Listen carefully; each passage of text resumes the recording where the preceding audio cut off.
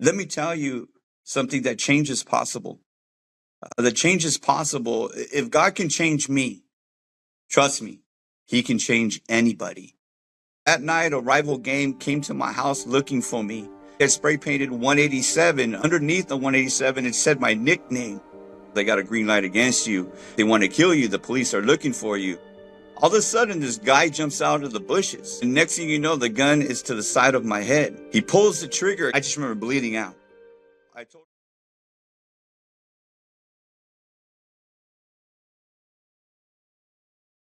um, I was the youngest out of 5 kids. I was considered the baby in my family. It's crazy to think that, your life as a young kid can be that difficult. I had to be about 6 or 7, and there was constant fighting in my house. I remember one night my father chasing my mother around the house, and the next night my mother chasing my father around the house. You're talking about screaming, shouting, cheating. All these things were going on in my house. And as a young kid, it affected me. Besides the molestation that was happening to me at this time in my life, I felt very hurt. I felt very confused. I felt very lonely. My brothers had each other because they were older, and my sisters had each other because they were older as well. And I really had nobody to talk to about these things that were happening in my house. So I thought this was just the normal thing. Finally came to a place where my parents became divorced. And I remember going before the judge, and the judge sitting me in a chair and asking me basically what was my decision, if I wanted to go with my mother or if I wanted to go with my father. And to be honest with you, there was so much that was going on with my family that I didn't know what to say, because I didn't want to hurt anybody. There was so much hurt within me at this time. And finally, the judge made a decision for me to go with my mother for a season. And at this time, my father moved to the city of Rialto. It was very hard for me. I felt like I had nobody to turn to or to talk to. I had to be about 8 or 9 years old, maybe 10 at this time, and I started doing things. I started having outbursts. I started having a lot of anger, rebellion. I started taking off from my mother's house, running away. This was a way I believe that maybe all the things that were happening around me, this is kind of how I let them out, by doing things like that. And it made me feel a little bit better. But the repercussions that came to me when I came back home were another story. There came a time where my mother just couldn't handle me anymore, so she shipped me off to my father's, and I had to be about 11 or 12 years old. And the reason why my father moved to the city of Rialto was because at that time, the gangs in the city of Whittier were in an uprise, and he wanted to move away from that as well. Rialto was in the city of San Bernardino County, and that was very far from the place where I grew up. So I ended up moving with my father.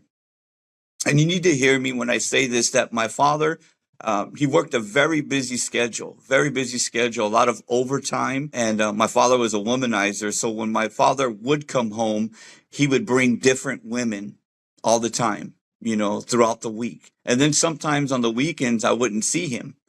I was a young kid, so I started fending for myself, trying to do things like a grown-up would do. I started cooking, taking care of myself, getting myself to school because nobody was there. And there were some kids that were up the street from me. I remember this very clearly. They did all the normal things, to play football, basketball, hang out with each other around the neighborhood. And this was something that I wanted. I didn't have anybody. From time to time, my brothers or my sisters would come visit my dad, but that was very briefly, and then they would take off. And I was looking, there's this old saying that, you're looking for love in all the wrong places. And I didn't understand at this time that I was headed towards a wrong place in my life. On Friday nights, a couple of these kids would take off. And I was always intrigued about where they would go. And finally, eventually, they started asking me. They started asking me, hey, you want to come with us on a Friday night?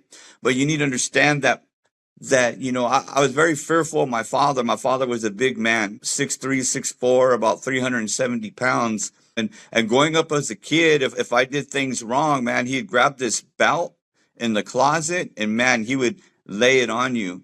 So that was always in the back of my mind, but I kept on hanging out with these guys. And finally, there came a Friday where they asked me, and I said, you know what? I thought to myself, my dad's not here anyways. I might as well go out and hang out with these guys. And I remember they took me to this backyard party in the city of Rialto. I mean, the backyard was full at that time, and something intrigued me that night. There was a group of individuals that were in the corner, bald head, tattoos. It seemed like they had a camaraderie or a brotherhood. And this intrigued me. It also looked like, they had each other's back. They supported one another, and they cared about one another. And this is something that I wanted that, I didn't have within my family. I wanted to be part of something. But see, the thing is that they were part of a local gang. At this time in the city of Rialto, there was a gang called Southside Rialto, and it was the biggest gang that was in that city. And from there on out, every Friday I would go to backyard parties, and I started hanging out with these group of individuals. And there was an accident that happened, and unfortunately, 2 individuals were killed. And so I remember going to the funeral and then going to the reception. And I'm sitting there at the reception, and I'm thinking about the things that had just happened. And I thought to myself, it's a perfect time to get jumped into this neighborhood. So I remember at that time, the cameras, they had the Polaroid cameras with the black and white. You kind of shake them, and it kind of developed very quickly. And so we all took a picture together. And in that picture, I threw up a gang sign. I knew if I threw up a gang sign that they wouldn't have a choice but to jump me into that gang. And I remember they took a picture, and all of a sudden I remember them starting to shake the photo and then started to pass it around, and they started talking within themselves. And the thing that they were talking about is that I hadn't been jumped into that gang, but I was throwing the gang sign already. Next thing you know, I remember getting hit on the side of the face, falling to the floor, getting up and fighting with 2 individuals. And then I remember taking off my shirt and then walking into the street and calling everybody out to go jump me in. I wanted to be part of this group. I wanted to be part of a family. And it seemed like these guys always hung around each other, and there was no fear. Everybody feared these individuals at the parties. You know what I mean? Everybody didn't want them there because, number one, they started trouble. And number 2, they were scared of them. And they had each other's back. And I wanted to be part of that. But I remember going across the street and then being jumped in by about 10 individuals back there. And at this time, this is when my journey began in the gang. And you have to hear me about this. My family, they were never part of a gang. My father, being young, he hung around a gang called Florence 13 right here in Los Angeles. But he went to the Marines and changed his life and stuff like that. But overall, my brothers and sisters, they weren't part of a gang or nothing. For me, it was kind of like a new journey for me. So I remember hanging around with these guys all the time and hearing words like respect, revenge, payback, putting in work, having heart. And these are all the things that I wanted. And these guys were always together. We always did everything together in groups. And I was looking for a family at that time, and that really made me feel comfortable around these guys because I knew that they had my back. I had to be about 12 or 13 when I got jumped into this gang, and I started committing crimes, little crimes at this time. I started stealing cars, started doing robberies, started hitting, houses, different things like that, and getting caught with guns as well as a young kid, and that eventually ended me up in juvenile hall through the system. And when I'd get out, sometimes my family would try to send me somewhere to another family's house or whatever, but that never worked. Only for a season, I'd come right back and commit the same crimes all over again. It eventually snowballed for me as a young kid. I ended up doing time in, jail, went through the YA system real quick, and then went to camps and did camps as a juvenile there. and when I get out, it was pretty cool because like my homeboys would treat me a little bit different because I started having some respect in the neighborhood for putting in work and, for doing time as a young kid. I wanted that, I wanted them, to say, hey, well, hey, that guy is down. That guy has heart. He's done time for the neighborhood. I wanted all this stuff. I wanted the notoriety of the gang as well. And I started doing drugs, started doing all these different things. And I remember, like, as a young kid, a family coming to visit my father, bald head, baggy pants, stuff like that. And they would always ask me a question like, you okay? What's going on? You want to talk about anything? And, they had never been there for me prior. So I would really shut them out. And they would say, well, you're the black sheep of the family. And I would say, yeah, I'm the black sheep. I just do things different. And I remember as a young kid, I started getting very bad in the neighborhood. I started kicking up a lot of dust, putting in a lot of work. And I remember I had to be maybe about 17 years old this one night. And I came home and the lights were off. And I remember I go into the house and my father is laying on the front room floor with my stepmom. He had remarried at this time, and I have a baby sister. And I remember my dad having a shotgun on his stomach laying down, and he gets up and he said, son, they're here. They came looking for you. I think they're in the backyard. I had a couple of homeboys with me. We had guns. I mean, we were ready to do this. I remember running in the backyard and seeing nobody there, coming around back to the front, turning on the porch light. And I remember they had spray painted on my father's house. They had spray painted 187, and underneath the 187, it said my nickname. 187 means that there's going to be a homicide. So that night, a rival gang came to my house looking for me. And my dad did the best thing he could do to protect who he had, my stepmom and my baby sister, by having a gun that night. And when I walked out of that house, the only thing that I thought about was payback and revenge. And things kept on getting bad for me. And, eventually I ended up catching a prison term.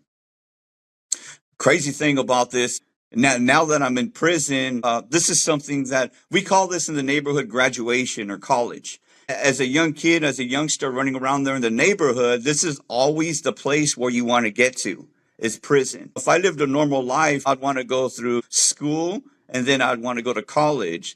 But for us in the neighborhood, basically, college for us was the penitentiary. So I felt like I had made it. I felt like finally I'm here in this place. And then my journey in prison began.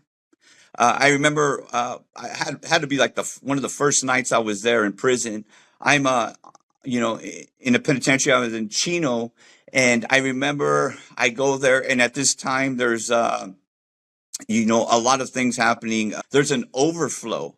So what I mean about overflow is that you got parolees and you got murderers. And, it was so packed at that time that, they're putting people all together.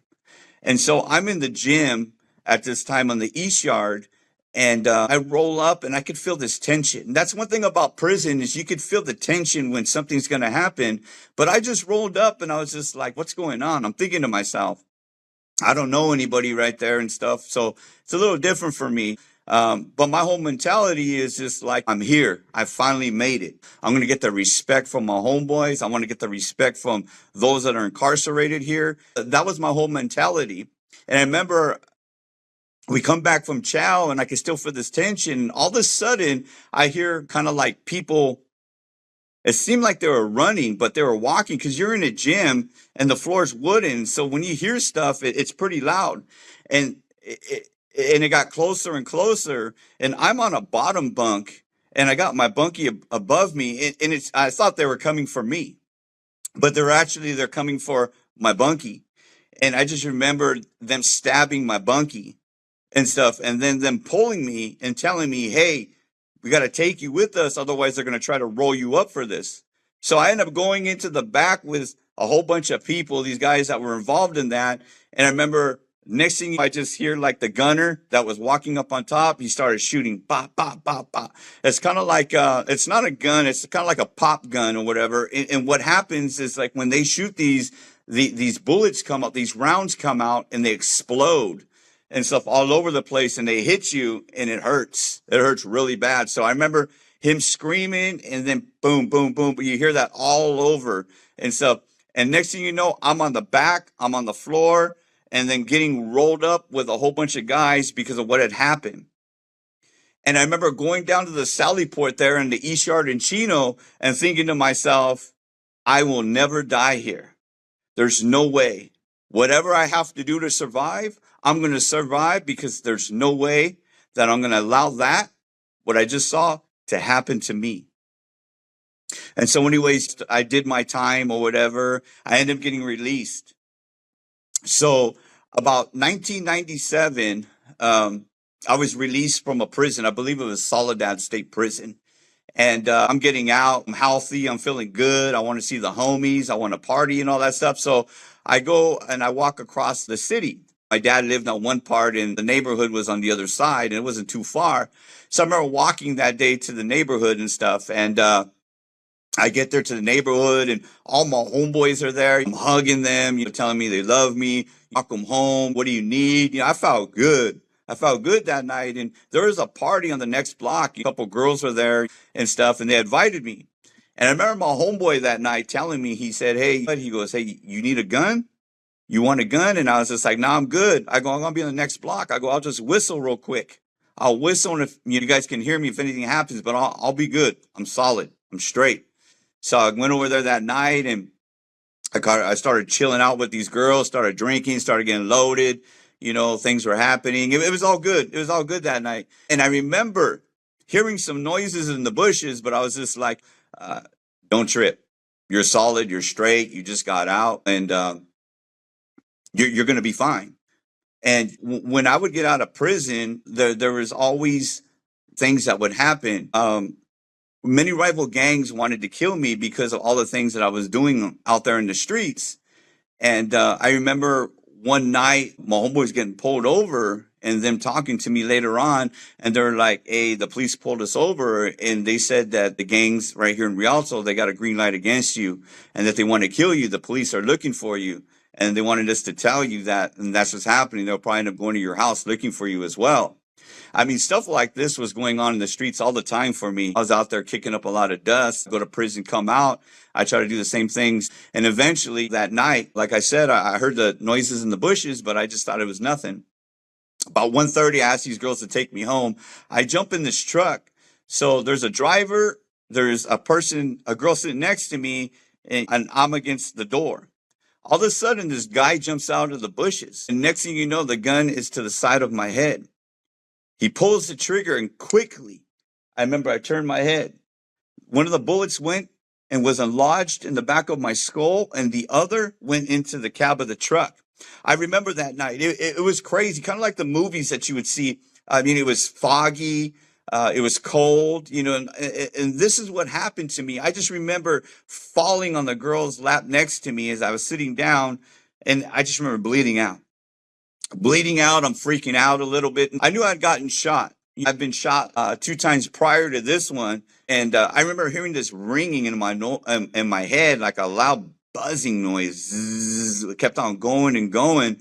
And I remember when I was on this girl's lap, I'm looking at the mirror and I could see this individual in the back of the truck. Looked like he had a pop gun or something like that. You know what a pop gun is back in the neighborhood, we'd put some things together and we'd shoot these things, or we'd bury them, or we'd have them somewhere. So that way, if something had happened, we can always pull these out and use those. And that's what it looked like he had that day. And I remember he was trying to reload it, and I could see him. And I told the girl I couldn't move. I'm bleeding out all over the place. These girls are screaming, and I thought I was paralyzed.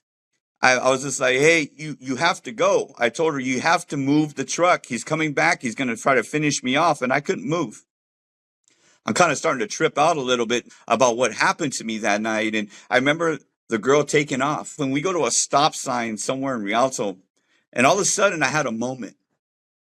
I had a moment where I'm laying down in this girl's lap. I'm bleeding out. I have all these different thoughts to myself. I haven't manned up. I haven't kept a job. I didn't know how to write a check.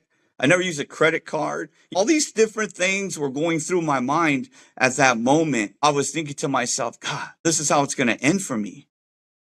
And then suddenly, this crazy thing happened to me. All of a sudden, I remember this thing coming up. And it seemed like there were slides. It was like a circle. And there was moments from my life. And every single moment, it had like something that had happened to me from the time I was a young kid to my present day. And in these slides was a story of what had happened. And I experienced every single moment so fast, like within a second, boom. And I experienced everything and I felt the emotion and boom, another one pop up and I experienced, but there was like, there had to be at least 100, 150, but every single one I experienced so quick. And then all of a sudden this came over me and I'm like, I'm going to die. I'm going to die. I'm not going to make it. I started tripping because of what I saw. And then I just remember this girl like running red lights and getting me to the hospital. I get to the hospital in San Bernardino and stuff. And then I remember we pull up, she goes on the curb and they're yelling and screaming. I remember security guard coming, opening up the door. He sees all the blood all over me. This guy just boom, passes out on the floor. And I remember after that, I could see as I was laying down on her lap, the door was open. I could see the nurses and the doctors kind of running up to the car and asking me what happened. And I'm like, I got shot. They're like, can you move? I go, no, I think I'm paralyzed. I can't. And so they grab me and they kind of pull me onto the gurney and they take me into the back. They take me into the back, you know, and it seemed kind of like a movie, you know, where you see the lights passing over, the doctors around you. And I'm thinking to myself, what's going to happen to me? You know, dang, you know, am I going to die? Is my life over with?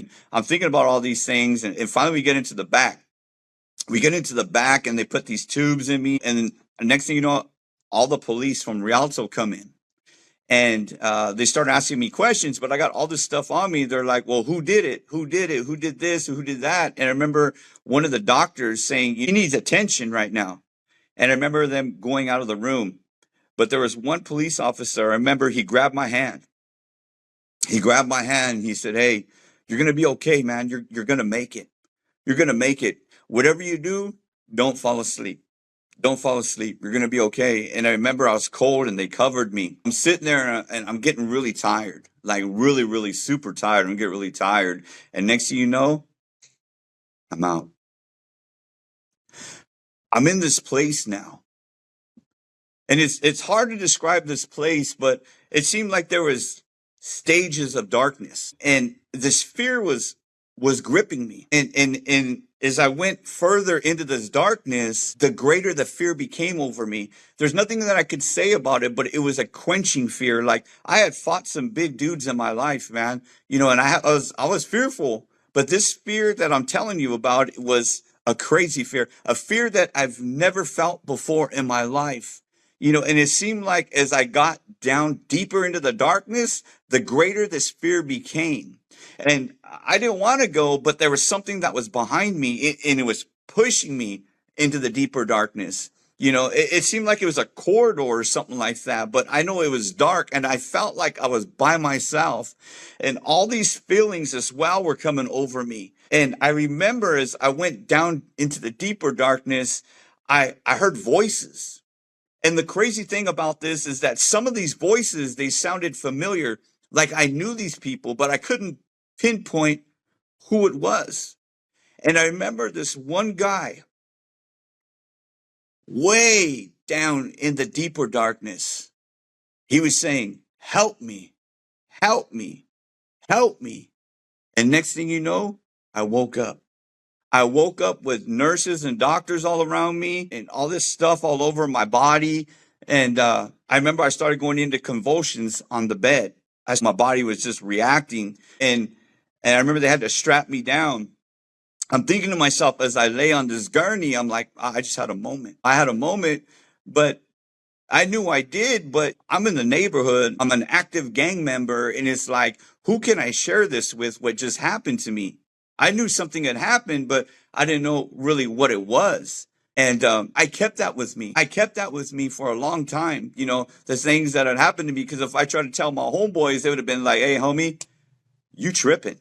You tripping. You on a good one. We don't believe anything you're saying. Maybe you need to get some sleep, some rest or something like that.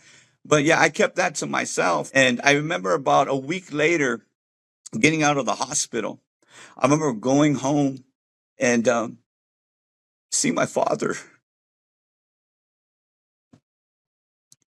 You know what? It gets me every time. Going in and seeing my father fall to his knees, crying. My dad was a big man. You have to remember that. And he's telling me, son, when are you going to stop? You know that you're going to die. You're not going to live. You're such a young man. I love you and care about you. And you're making some bad decisions out there. And honestly, I almost got caught up in the moment. Like, man, I'm hurting my family. My brothers and sisters, they don't even want to be around me because of activity that's in my life, in and out of prison, the raids at the house, the shootings. And my father never expressed this to my brothers and sisters. He kept this very quiet about the stuff that was happening there. So I'm thinking about all these things. And then all of a sudden, I started thinking about payback and revenge. My heart was so wicked. And the intentions was just like, oh, I'm going to pay back this person for what he did to me. Yeah, I remember getting up that day, just kind of like hugging my dad and saying everything was going to be all right, going right back out there into the neighborhood again, and eventually end up going back to prison again. I go back to prison, and at this time, things are kind of popping off in Chino at this time. And I remember going back to GP side and back to the gym again. And, these things that happened to me, I had an experience, didn't want to tell anybody, but here I am in prison again. And I remember what I said, that whatever I have to do to survive, I'm going to do. I remember there was a group of individuals there, and strong dudes, strong homies. And I was drawn to them. And I started hanging out with these individuals, started playing pinochle every day. We'd work out together, play cards. And I remember this person coming up to them as I sat at a table. And this person brought paperwork. And when he brought the paperwork, he said, what do I have to do to clear this up? And when I'm sitting at that table, I'm thinking to myself, what's going on? Now, I knew exactly what was going on, but for him to bring the paperwork to the individuals I was playing with, I knew they had to be connected to somebody.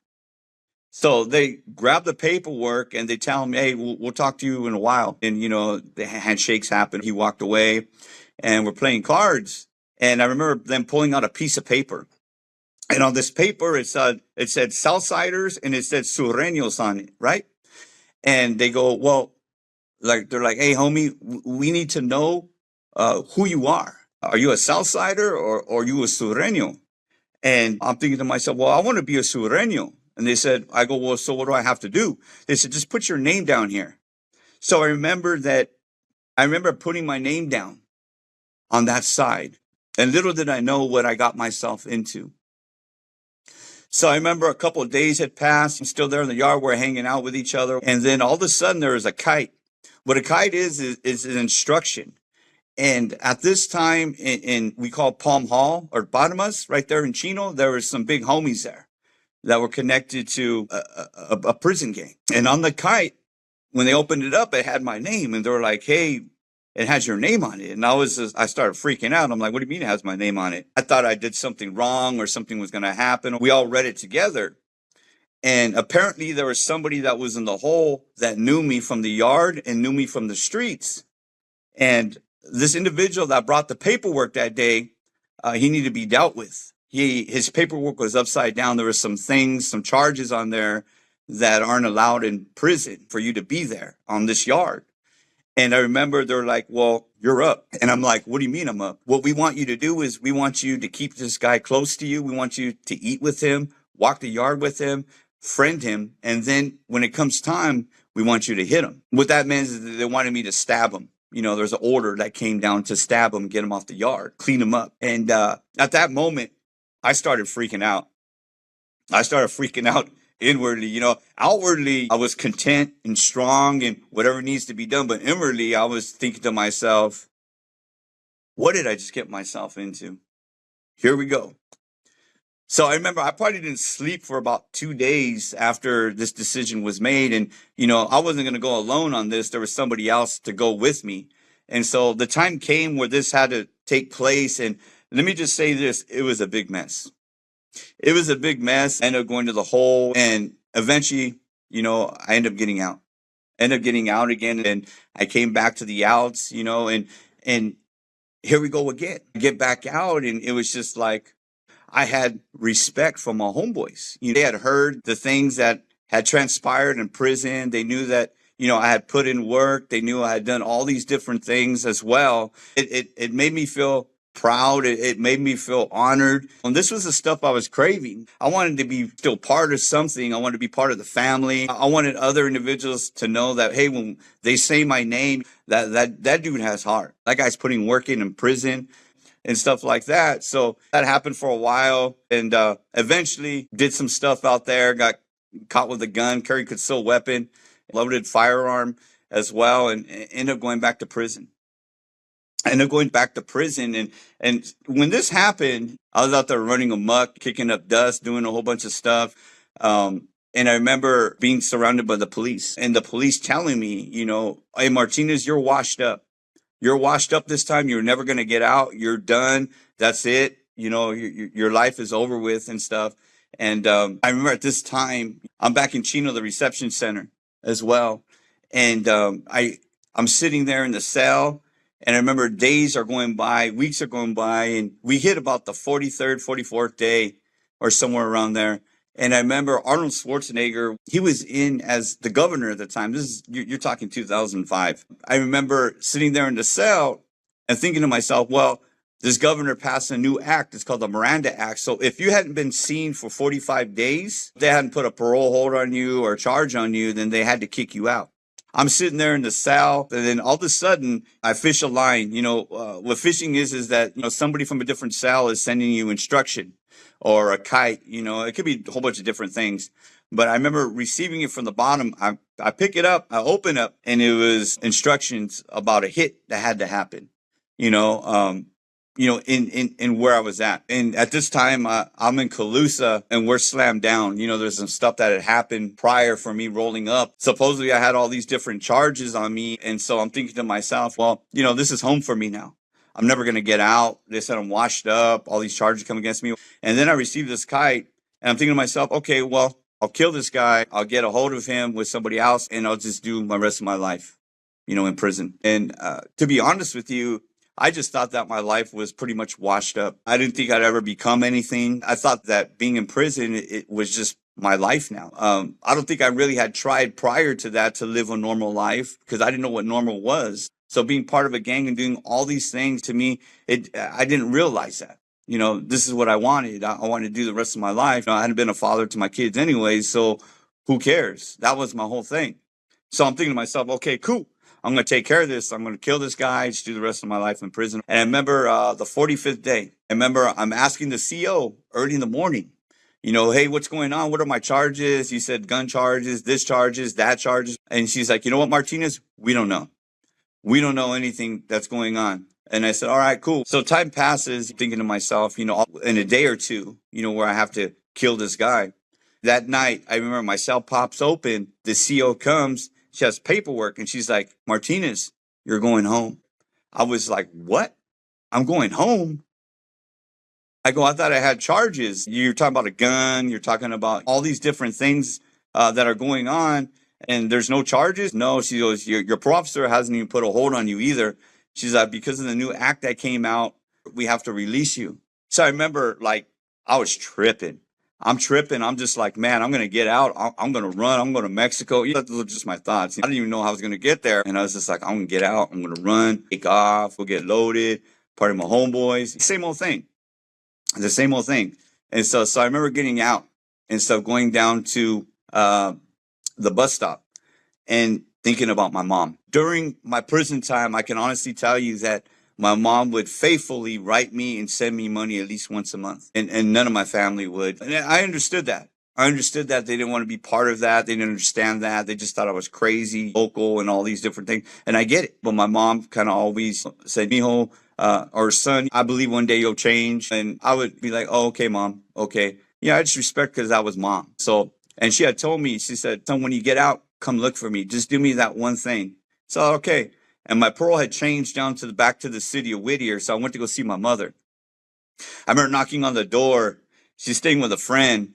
And I remember the friend opening up the door. And at this time, I had tattoos all over my face. You know, I got a laser treatment. She opened the door and she's just like, who are you? She saw me as probably as a little kid and stuff. And she's like, no, you can't be here and stuff. And then I remember my mom like pushing the door open and then coming out with a bag. And she's like, come on, son, let's go. So I remember that night, like we had cousins supposedly that stood in the city of Whittier. And I remember going like to each house that day and stuff. And then my mom knocking and they're like, hey, can me and my son stay here just for the night? And they're like, they would see me, my change outs from prison and all the tattoos. And they're like, no, you can't stay here. And we did that at least 4 or 5 houses. Finally, eventually, my mom ended up borrowing money to stay in a motel that night. And I remember she's like, Mio, she's like, I don't want you to go back, son. You know, I want the best for you, but I can't force you to do anything. She's like, can you do me a favor? She's like, can we just talk? So I remember me and my mom like just talking about life that night for hours. So about 3 a.m, we fell asleep, woke up, and she had gotten a car. She bought a car, and she's like, do me another favor. She's like, go see your parole officer. So I'm like, cool. All right, whatever you say, Mom. I said, but after that, you're taking me back to Rialto. I go to the homies, and she's just like, whatever. She said, but just do me that one thing. So I ended up going to the parole office. So my parole officer wasn't there that day, okay? There was an officer of the day. And I remember I'm sitting down with him, and he's like reading my rap sheet, going through the things, and he's like, Martinez, he said, he goes, I know that might sound cliche, Martinez, but aren't you tired? Aren't you tired of just being tired? And, you know, at that moment in my life, I was just like, not really. I'm good. I go, why, what's up? And he goes, well, looking at your rap sheet, he's like, this is pretty much all you do. You're in, you're out, you're in, you're out and stuff. And he goes, and it looks like you're hanging around with some individuals, you know, who can get you in some serious trouble. And he goes, and if you continue to hang around with these individuals, eventually they're going to turn their back on you and they're going to kill you. And I was just like, what? I'm like, whatever and stuff. And I said, so what do I got to do? And he goes, well, you know what? I'm going to talk to you. He's like, your officer isn't there. He said, but look, I'm going to give you something. He goes, I'm going to give you a phone number. I'm going to give you a phone number to a men's home. He goes, and if you're tired, then you're going to call this phone number and you go into men's home. And I had no idea what a men's home was. And I'm like, well, what is that? He goes, it's a place where you can stay. He goes, if you got nowhere to stay here, he's like, you can stay there. And I was just like, I go, well, what are the rules? What do I got to do? And he goes, okay, well, look, I'm going to tell you something. He goes, it's a Christian men's home. And I started busting up. I started laughing. Throughout the time in my life, being in the neighborhood, I had a couple of homeboys that were consistent that got saved. And then for some reason, I didn't know, they'd come and see me. One day he came to my house. I remember he knocked on my door, boom, boom, boom. And so I'm like, who is it? He says his name. He said, hey, I need to talk to you. I remember I opened up the door. I have a gun in my waistband. You know, I have a beer in my hand. You know, I'm loaded. And he goes, hey, he goes, me and my church are on a fast. We've been praying and God spoke to me. And he goes, he told me that he has a plan for you. This gets me too.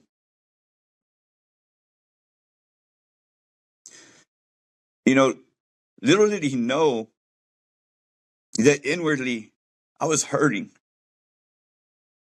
I was hurting. I was just so caught up in the gang and all the things that we did as a gang. And, you know, I was tired, but I never wanted to admit I was tired. And he tells me this. And I remember I took a step back and it shook me up. It seemed like it almost sobered me. And I remember telling him, I'm like, if God has a plan for me, then why am I here with a gun in my waistband, loaded with a beer, in and out of prison? So it was hard for me to believe that word that he gave me. But this would happen consistently in my life, where I had my homeboys would come and tell me that God had a plan for me. I'm sitting there in the parole office. I grabbed the number and I put it in my pocket. I'm like, whatever, man. And he goes, so what are you going to do? I'm like, I'll probably just go on the run. I'll probably stay out for 30 days and go absconding. But absconding means that you're violated. You don't check in again or whatever. And then they put a warrant out for your arrest for parole violation. So I remember jumping in the car with my mom and I'm like, hey, Mom, take me back to the neighborhood. So I know how to get to San Bernardino and stuff. So we jump on the freeway. And we end up going the wrong way. And then I had a moment. I remember sitting in the car. I don't have much stuff with me. Bag of hygiene, a pair of sweats, some slippers or whatever. That's all I have. Mom didn't have no money. And so then all of a sudden I heard this voice. And you got to remember that this isn't something that was learned. None of my family are Christians. None of my family are in church. And I heard this voice. And this voice said, "For the wages of sin is death." And all of a sudden, this fear came over me again. Like that fear that I experienced when I got shot in the head. And I believe I went to a place called hell. I had that fear again come over me. And I remember just started weeping in the car. And see, I'm not a crier. I don't cry. And I just started weeping in the car. My mom looks at me. She's like, "What's wrong with you?" And I said, "You know what? I can't do it no more. I can't do it." I said, do me a favor, get off the freeway, go to a phone. This time there was no cell phones. We're talking 2005. So they had the phones that were on the sidewalks. Put a quarter in it, you call. I remember we get off the freeway, we find one, and I call this men's home. And I call the men's home, and I'm like, "Hey, my name's John Paul." I'm like, "Hey, do you guys have room?" And they said, "We're full at the moment, but for you, we'll make room."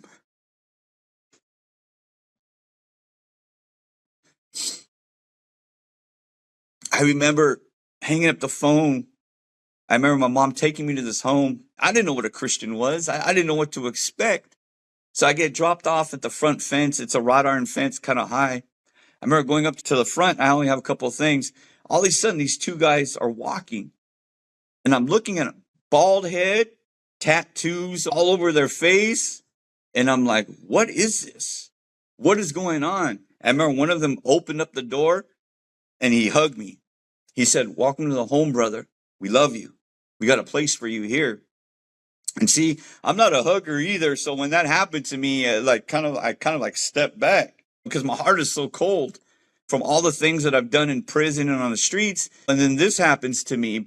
But I can honestly say this, that when that happened to me, I felt like the hug was genuine, that it was made from a place of love. And I remember them grabbing me, kindly and saying, "Come on, bro, we want to show you." So I remember them taking me back into a back room where a washer and dryer is at, right? And then them saying this prayer with me. They're like, "Hey, do you want to accept Jesus Christ as your Lord and Savior?" And I'm like, "Well, I think I've done everything else in my life. Why not try this?" And they're like, "Well, we're not forcing you, but we're just asking you." And I'm like, "Let's do this." So I remember I'm saying the prayer. I'm in this back room and I could see all the things that are in this home, right? Double bunks. And then there's a weight pile where you can lift weights in the backyard. And then in the corner, I see this guy with a bag of soups making a spread, something that I saw in prison. And I'm just like, man, I'm home. I'm home. This is the place I want to be, you know? And so that began my journey, within the home.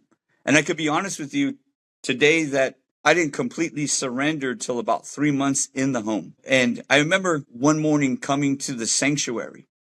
And we'd pray every morning, we'd see songs, and I thought that was really weird because I'm going through this transformation process. I'm not sure if this is real, if this is going to keep me, if this is going to hold me. Like I said, I did have some homeboys that were saved and would serve God, but I also had some homeboys that would serve God for a season and end up back at the connection. So I wasn't sure about all this stuff that was happening. And I remember the overseer was like, "Hey, you need to pray."